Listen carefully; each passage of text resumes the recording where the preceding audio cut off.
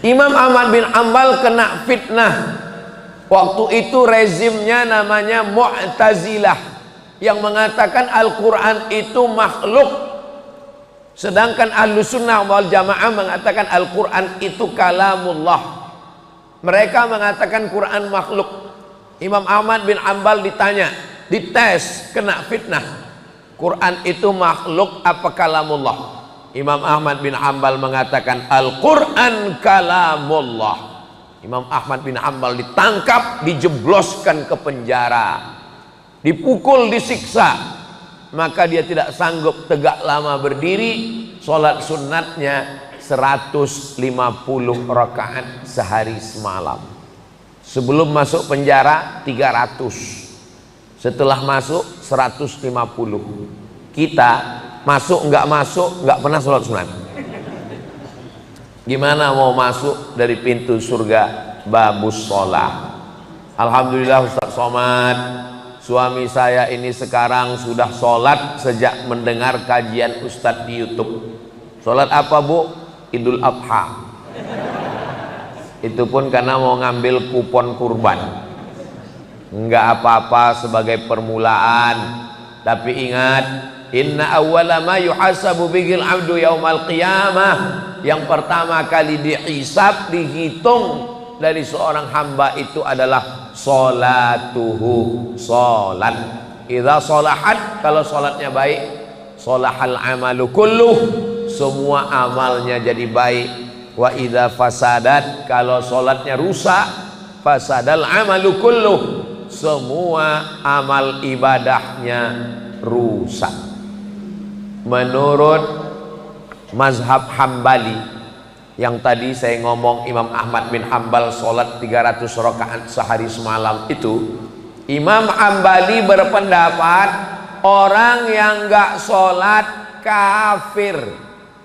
Makanya kalau Bapak Ibu pernah dengar ceramah Ustadz di YouTube, siapa yang nggak sholat otomatis istrinya sudah fasah. Fasah bahasa Arabnya, bahasa kitanya pisah.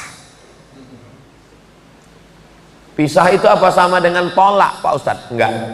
Kalau tolak itu laki-laki yang mencerai istrinya, namanya tolak.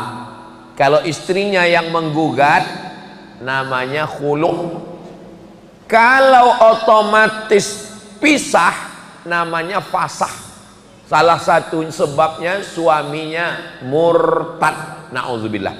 Kalau suami tiba-tiba murtad atau istri tiba-tiba murtad, itu otomatis fasah. Menurut mazhab Hambali, kalau suami tidak sholat, itu otomatis fasah.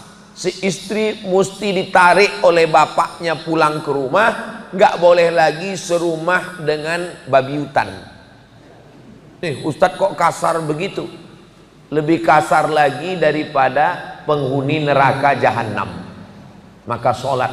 Tapi dalam mazhab Syafi'i beda.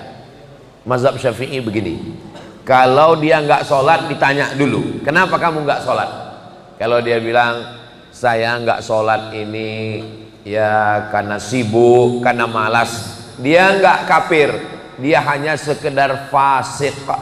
Tapi kalau dia mengatakan sholat itu nggak relevan dengan zaman, buang-buang waktu, mubazir, berarti dia ingkar, berarti dia kafir, berarti dia sudah keluar dari agama Islam. Mudah-mudahan kita semua tetap mati dalam keadaan la ilaha illallah Muhammadur Rasulullah sallallahu alaihi wasallam. Karena kata Allah, wala tamutunna illa wa antum muslimun. Jangan mati kecuali dalam keadaan Islam.